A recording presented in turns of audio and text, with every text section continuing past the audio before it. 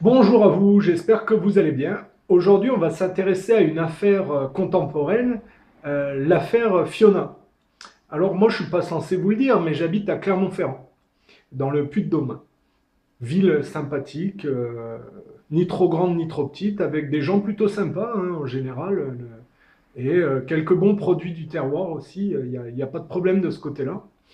Sauf que l'affaire Fiona, qui concerne quand même la région, m'intéresse parce que ça n'est pas, contrairement à ce qu'on croit, une affaire qui concerne des individus isolés, c'est un problème de société.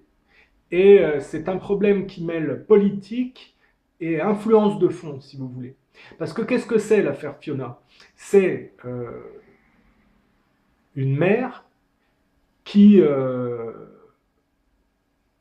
a une petite fille, hein, je parle de Fiona, pas des autres enfants, issus d'un premier couple, si vous voulez. Et le couple se sépare et elle se dirige vers un type qui est issu de l'immigration. Parce que le premier père est quand même plus un blond aux yeux bleus, si vous voulez, hein, plutôt type français de base. Et ce qui est intéressant dans cette histoire, c'est qu'on a vraiment, au travers de l'affaire Fiona,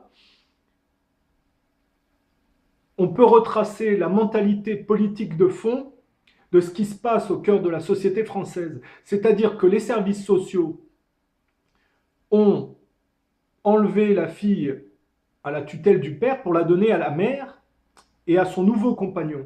Bien que ces derniers avaient un profil qui ne devait pas normalement permettre de retirer la fille à son père, si vous voulez. Le père n'avait pas un passif, le père original n'avait pas un passif aussi tourmenté que les deux. Mais les services sociaux ont pris la petite Fiona et l'ont enlevée au père, si vous voulez. Alors qu'il y avait des signes avant-coureurs. Et finalement, cette fille, elle va être tuée par l'un ou l'autre, si vous voulez, il y a une complicité des deux. Et au travers de ça, si vous voulez, je dis beaucoup si vous voulez, hein, vous m'excusez, mais bon, c'est une façon de parler. On a une petite fille issue d'une mère blonde et d'un père blond aux yeux bleus, qui est déportée vers un nouveau couple de la même mère, mais avec un type issu de l'immigration, et il tue la gamine. On a vraiment, au travers de l'affaire Fiona, la dégradation via les vagues migratoires d'un résiduel français au profit d'une nouvelle norme. Et tout ce qui ne correspond pas est éliminé, si vous voulez. Et on voit bien que dans l'inconscient collectif, il y a un travail des services sociaux qui vont dans ce sens. Parce que derrière ça, pourquoi je dis que c'est un problème politique? Parce qu'il y a le parti politique socialiste en place, l'UMP avec le multiculturalisme forcé, la privatisation, toutes ces choses-là qui sont poursuivies après par les socialistes, c'est une politique qui est pensée finalement par le CRIF quelque part, c'est-à-dire, je vous ai expliqué, hein, Pétain induit De Gaulle par son ambiguïté, De Gaulle, par son ambiguïté, induit mai 68, et mai 68 induit la dégradation de la France par le CRIF, cheval de Troie d'Israël, qui, par les vagues migratoires, continue le processus de dévirilisation de cette mouvance. Et on voit bien à travers de l'affaire Fiona qu'on a un couple de Français de base, disloqué avec la déportation de la fille dans un nouveau couple composé de la mère originale, mais d'un type issu de l'immigration, et la gamine est tuée, si vous voulez. Et il y a bien dans cette affaire, non pas un problème d'individu isolé, mais un problème de fond où, en plus, derrière, il y a aussi une mouvance féministe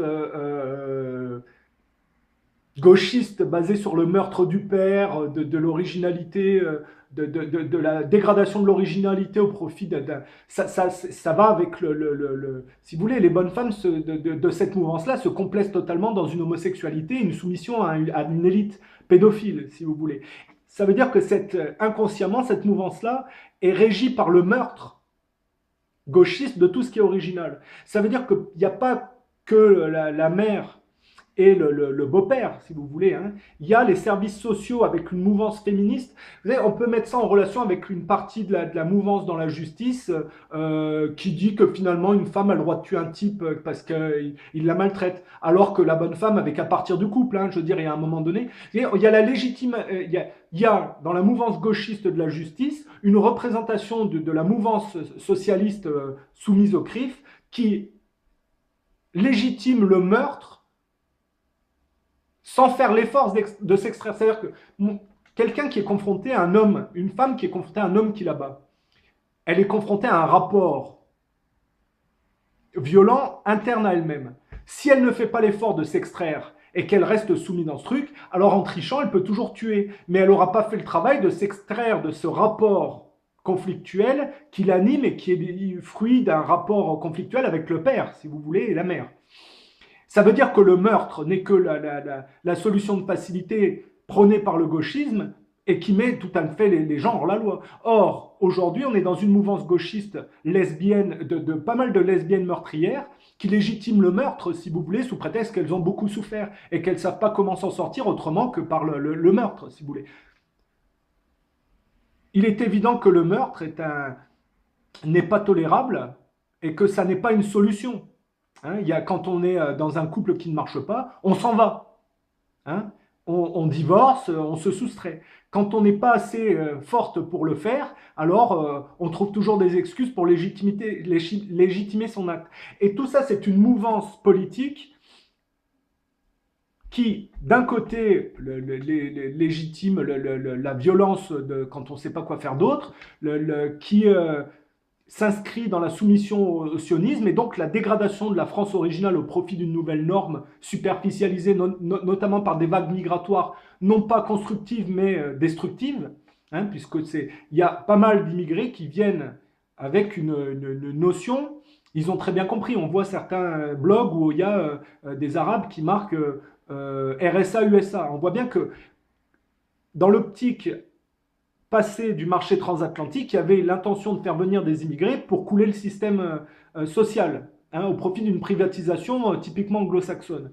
Donc il y a une immigration destructive. Ça ne veut pas dire qu'elle est définitivement destructive. Elle peut être réorientée de la bonne manière. Après, pour ceux qui ne veulent pas s'y plier, ils dégagent. C'est normal. Hein. Un pays a des règles et des lois. Hein.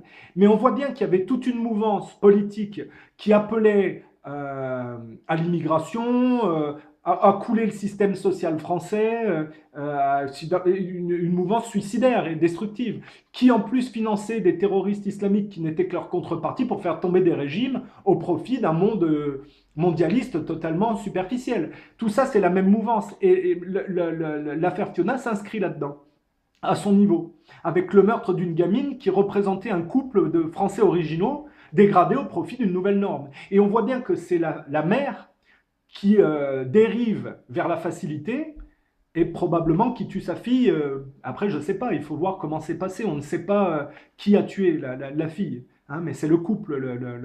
Et donc, toute cette mouvance-là s'accompagne avec une partie du système social tout à fait dans la logique féministe, gauchiste, basée sur le meurtre du père, la haine des hommes, l'enfermement dans un monde d'élite sioniste extérieure par folie quelque part, et qui se plie à une logique dont on voit les ramifications, hein, la dégradation d'un ancien modèle au profit d'un nouveau. C'est lié avec les vagues migratoires, avec la guerre au terrorisme, et avec une justice corrompue dans quelque chose de totalement aliéné. Hein, où on légitime le meurtre. Ça me fait penser à alors Collard, qui est passé au Front National, avait défendu une mère et une fille qui avaient tué un type parce qu'elle les avait vexés. Hein, je ne sais plus c'est quoi l'affaire en quoi la nullité et l'ego mal placé des bonnes femmes légitimeraient sa vexation, la violence de sa vexation, sous prétexte que c'est des femmes et qu'elles sont plus... vous voyez ce que je veux dire? L'ego des femmes est très mal placé, et de vexer les femmes, ça leur donne pas le droit ni à la violence, ni à quoi que ce soit. Ça, c'est du gauchisme immature, et la connerie des hommes, c'est de tolérer cette nullité, si vous voulez. Hein, les hommes n'ont pas à se plier à la connerie de lesbiennes hystériques qui légitiment leur violence parce qu'elles ne savent pas se conduire correctement. Hein. Il y a une partie des hommes qui sont ambigus à ce niveau-là. C'est pas tolérable, voilà. Et il faut remettre les choses à leur place. Tout ça, c'est qu'un mouvement, en l'absence des pairs, qui part en vrille et qui ne sait plus se gérer, qui fait n'importe quoi. Ça va avec la dette, ça va avec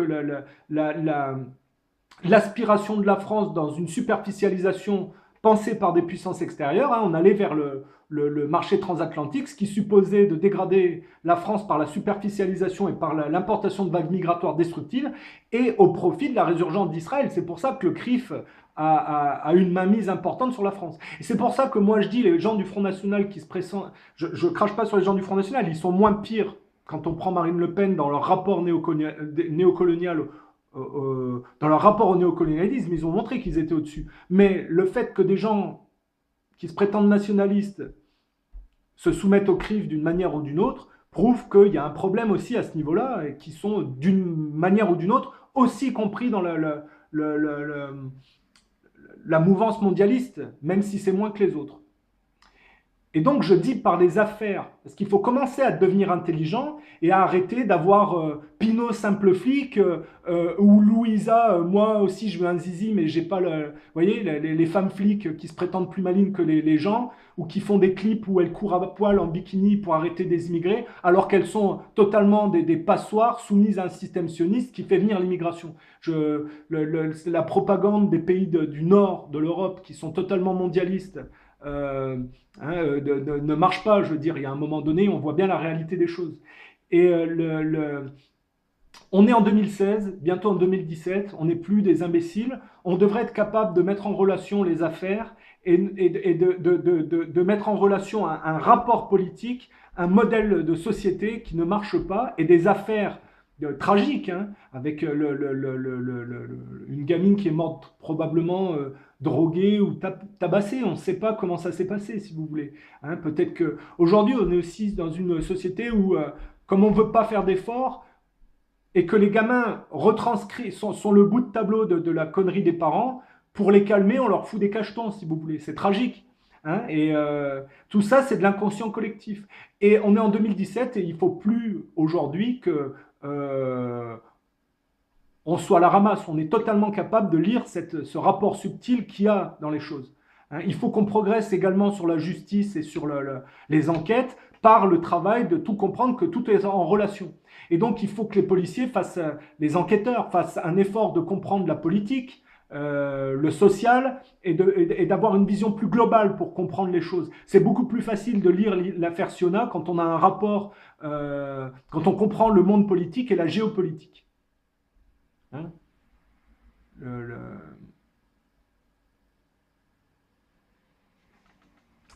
Et donc, que dire? Que dire?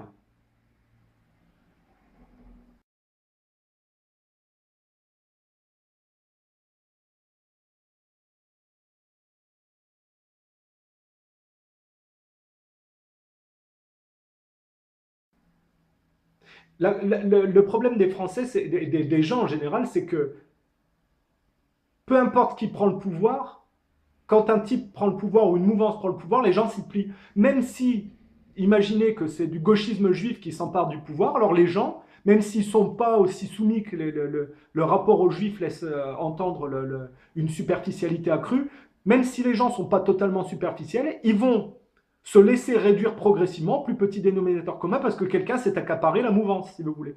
Et ça, c'est dramatique, parce que les Français, à un moment donné, devraient avoir un sursaut d'orgueil. Il n'y a pas de raison de se laisser humilier par des puissances extérieures sous prétexte que, de manière ou d'une autre, ils ont réussi à s'infiltrer et prendre le pouvoir. Il n'y a pas de légitimité aujourd'hui d'avoir Israël qui pose des conditions à la France. Israël est un pays dont j'ai expliqué comment il était réapparu, et il n'y a pas de quoi en être fier, si vous voulez. Et malheureusement, hein, la connerie des Goïs a permis au judaïsme de croître, mais de la mauvaise manière. C'est pas vertueux. Hein. Je rappellerai en 1916 le traité Balfour, sur quoi Israël réapparaît, si vous voulez. Hein. Les Allemands viennent en 1916 proposer la paix aux Anglais. Les Anglais ne veulent pas stopper leur déportation colonialiste, dont la manifestation est les États-Unis. Les banquiers juifs interviennent et disent on fait venir les Américains, vous acceptez pas la paix, vous la gagnez, vous nous donnez la Palestine en échange. Voilà, traité Balfour, Israël, c'est-à-dire la connerie de déportation anglaise dans le colonialisme et le culte de la science non stoppé donne l'hégémonie américaine sur la fracturation de la première et de l'Europe sur la première et deuxième guerre mondiale, ce qui explique pourquoi les Bush ont financé Hitler pour dégrader l'Europe et les bolcheviks, puisque j'ai expliqué que les Anglais, avant de perdre l'hégémonie, fomentent la révolution bolchevique pour dégrader la branche orthodoxe, et que les Américains reprennent la suite par la guerre froide. Et au fur et à mesure de cette persistance dans une déportation plutôt qu'une reprise nationaliste, eh bien Israël croit, parce que c'est un peuple plus superficiel, et plus les gens se superficialisent, mieux c'est bon, mieux c'est pour Israël. C'est pour ça que les Juifs ont toujours exploité la connerie des Goïs à pas faire d'efforts chez eux, parce qu'ils savaient que ça superficialiserait la donne et que ça leur permettrait de se réapproprier ce dont l'Empire romain, là où les empires romains et la naissance du Christ ventile le judaïsme, la connerie des Goïs dans leur effort de déportation permet progressivement aux Juifs de reprendre. Ils n'ont fait qu'exploiter la connerie des Goïs, si vous voulez. Mais de toute façon, encourager les gens dans leurs erreurs, il n'y a rien de vertueux. Donc Israël et sa renaissance, il n'y a rien d'intéressant moralement parlant, si vous voulez. Hein, ce n'est pas la victoire de la morale et de la droiture. Hein, Israël n'est pas fondé là-dessus. Et donc, je dis, il faut comprendre le mouvement global. Quand les États-Unis se sont imposés, ils ont propagé un modèle mafieux, comme au cœur des sociétés. Hein, les réseaux stay behind et puis la propagation de la voyoucratie par des acteurs de mode. Hein, l'American Way of Life a été... L'Europe a été mise sous tutelle américaine pour empêcher l'émergence d'un concurrent, donc par Schuman, ce genre de choses. Et on a institutionnalisé un modèle de mafieux sur le type de la prohibition des années 30 de la mafia de Chicago. Hein. En Italie, par exemple, là où Mussolini avait fait le ménage par rapport à la mafia, les Américains ont remis les mafieux. Et par les réseaux stay behind, ils ont continué la guerre froide en faisant des attentats sous faux drapeau pour stigmatiser l'URSS. Et ils ont soumis un système corrompu et superficialisé les gens par les nouvelles technologies. Hein. Et ce processus qui fait qu'on voit Pétain faillible amener De Gaulle, amener mai 68, amener le CRIF et la dégradation de la France par les vagues migratoires, hein, avec j'ai expliqué le dernier surchaud Chirac, qui était un vestige pâle d'une mouvance, qui était contre la guerre en Irak. Une fois que cette mouvance-là part, on a la génération mai 68 mise en place par les Américains pour dynamiter la France et la superficialiser à outrance, qui arrive au pouvoir, Sarkozy, Hollande.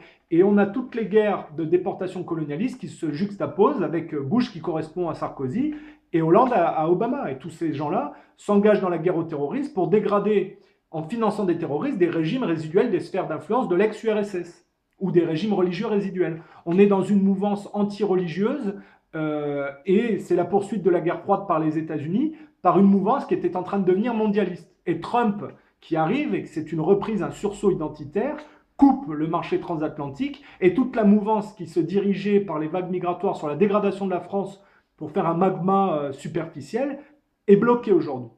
Et si je parle de l'affaire Fiona, c'est parce qu'au milieu de tout ça, il y a des tristes affaires qui sont totalement imbriquées, avec des services sociaux qui enlèvent la fille au père pour la mettre dans un couple recomposé sous la houlette d'une politique socialiste hein, ou de l'UMP, avec, j'ai dit, la multiculturalisme forcé, d'accueillir les immigrés sans contrôle et ce genre de choses, ça mène à la dégradation de l'ancien modèle vers un nouveau modèle. Et on tue des gamines parce que, inconsciemment, ça correspond à un ancien modèle qui ne correspond pas à la volonté de ceux qui se sont imposés par le pouvoir. Enfin, imposer, c'est vite dit, hein, il n'y a rien de vertueux dans leur manière d'arriver au pouvoir. Vous voyez, c'est comme ça que les choses se mettent en place. Et donc, aujourd'hui, je dis, il faut faire un effort d'avoir une vision globale pour mieux comprendre les affaires et pour mieux les gérer. Alors, comment gérer ce problème d'immigration? Tous les immigrés ne sont pas des destructeurs aux ordres du mondialisme sioniste. Il y a des immigrés qui ont des valeurs familiales, il y a même des gens qui viennent d'une mouvance destructrice et qui se rendent compte que c'est pas bien et qui veulent s'intégrer et faire des efforts dans le bon sens. Mais par contre, il est vrai que les gens qui viennent illégalement, on ne peut plus les accepter.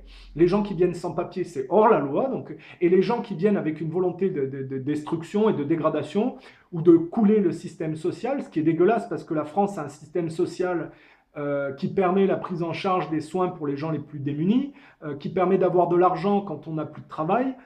Tout ça est en train d'être dégradé par des gens qui sont soumis à une politique de pays extérieurs. Qatar, Arabie Saoudite, Israël, tout ça c'est venu par Sarkozy et la génération mai 68, et puis les politiciens socialistes qui ne travaillent plus pour les nations, mais qui prennent de l'argent par des puissances extérieures pour dégrader les pays. C'est vraiment du mercenariat, et les gens se soumettent à ça. Le chacun pour soi, qui triche et qui trahit qui. Et ça n'est pas acceptable. Les gens ne peuvent pas s'épanouir dans ce modèle-là. À part certaines bonnes femmes gauchistes qui se complaisent dans l'homosexualité et la soumission à la pédophilie stérile et qui voient leur pulsion gauchiste meurtrière validée par la justice corrompue. Bon, c'est pas, une société ne peut pas fonctionner comme ça en roue libre indéfiniment. Ça n'est pas possible. Il faut une reprise. Les Français ont été humiliés, on leur a... les pays qui ont mis la mainmise sur le fond de la France ont essayé de faire détester aux Français leur propre histoire. Mais pourquoi les Français devraient avoir honte de leur histoire sous prétexte que des pays qui sont encore moins vertueux veulent les soumettre à leur modèle économique de la dette et ce genre de choses? Vous pensez qu'Israël a des leçons de morale à donner au niveau de l'histoire sur la France? Vous croyez que les États-Unis ou l'Angleterre ont des leçons de morale à donner à la France sur leur histoire? On peut parler du rapport des Indiens, des Anglais et de ce qui donnera les États-Unis après. Les Français ont toujours été plus vertueux avec les Indiens que les Anglais, hein, qui les scalpaient, hein, et qui leur foutaient des maladies. Les Français... catholiques à l'époque étaient beaucoup plus appréciés par les Indiens parce qu'ils étaient beaucoup plus tolérants. C'est une réalité. Hein. Et il n'y a aucune raison de se dévaluer ou de se dévaloriser parce que des gens qui sont encore moins qui ont encore moins de légitimité historique veulent les soumettre. Hein. Vous voyez ce que je veux dire? L'histoire de la France peut être par certaines périodes glorieuse. Alors il est vrai qu'à partir du moment où la monarchie catholique s'effondre, ça part en vrille.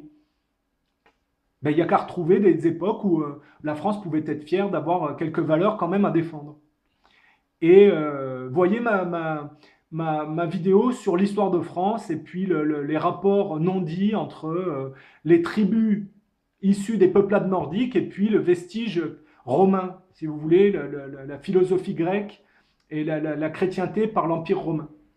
Alors, on peut ne pas être d'accord sur ma vision sur... je terminerai là-dessus parce qu'il faut que je complète. Moi, j'avais dit que Obélix et Astérix, au niveau inconscient, me paraissaient suspicieux parce que plus Obélix et Astérix produisaient de livres, plus il y avait de McDo et plus les catholiques étaient montrés du doigt. Or, dans Obélix et Astérix, le dernier village, soi-disant, qui résiste est breton. Hein, les Bretons, c'est très nordique au départ. Hein, c'est très lié oui, excusez-moi, je ne dis pas ça méchamment, mais les Bretons, c'est des Celtes.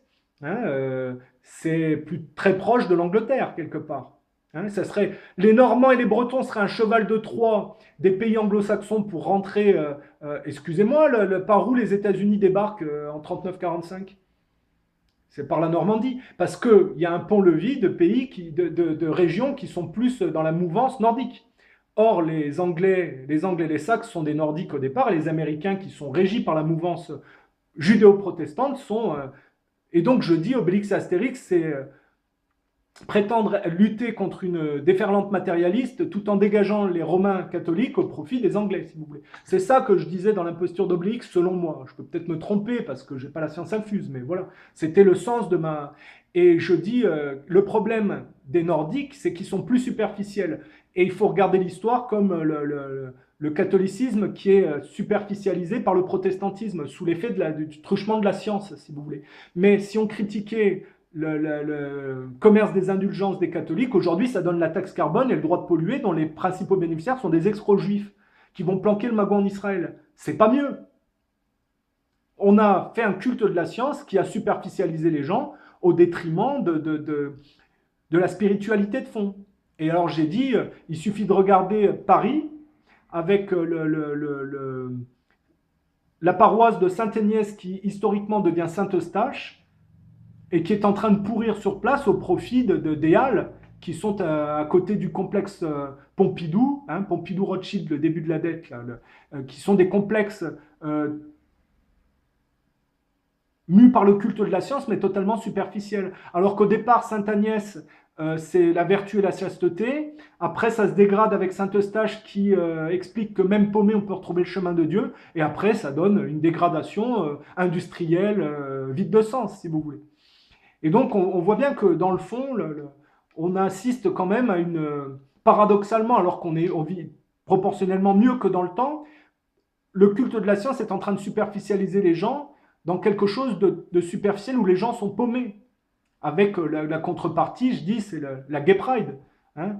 Je dis pas que j'ai rien contre les homosexuels, on peut pas toujours s'extraire de l'homosexualité, il faut bien l'assumer. Mais de là en faire un modèle de société, on voit bien que c'est la société judéo-protestante consumériste qui se fout de la gueule du monde. Vous voyez ce que je veux dire? Donc, il y a un moment donné, il faut que les Français retrouvent des motifs de fierté, c'est-à-dire de trouver des pans de leur histoire qui sont intéressantes, de voir qu'ils n'ont pas à rougir par rapport à d'autres cultures. Ça ne veut pas dire de trouver une histoire foireuse, vertueuse, mais de dire que les gens qui essayent de vous dire que votre histoire est foireuse devraient déjà se regarder. Puisque proportionnellement, les Français ont toujours été plus sympas en général que d'autres tribus. Hein. Je pense à l'Angleterre, qui n'est pas vraiment un pays très sympathique, hein, historiquement parlant. Et voilà, je dis, à un moment donné, il faut se reprendre. Ça passe par l'identification. Alors, je suis pas, moi, je parle de Mussolini, de Déferlante. Ces gens-là ont fait l'erreur, c'est-à-dire que ce soit Napoléon, que ce soit Hitler ou Mussolini, ont fait l'erreur.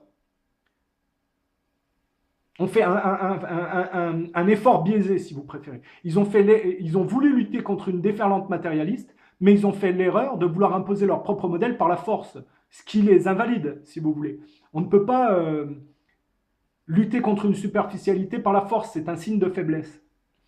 Et donc, je ne fais pas l'apologie de ce qui luttait de la mauvaise manière contre la déferlante judéo-protestante. Je dis qu'aujourd'hui, le nazisme et le fascisme, dans leur version ancienne, n'existent pas. On peut parler de judéo-fascisme et de judéo-nazisme, ce qui est ridicule. Hein. C'est-à-dire, c'est juste se condamner à être éternellement cloîtré dans une marmite de merde bouillante. Hein. Voilà, je remets les choses à leur place, si vous voulez. Aujourd'hui, le nazisme et le fascisme n'existent plus. Il n'y a plus de risque de punir par des meurtres collectifs des gens malhonnêtes. On est assez malin aujourd'hui pour comprendre le monde et s'extraire de ces rapports fascistes-antifascistes, c'est-à-dire par le haut, si vous voulez, pour que l'histoire change. Et donc, il faut absolument qu'il y ait une reprise pour que les choses aillent dans la bonne direction au lieu de s'enfermer dans une fuite en avant de la décadence, si vous voulez. Voilà, c'était l'objet de ma vidéo.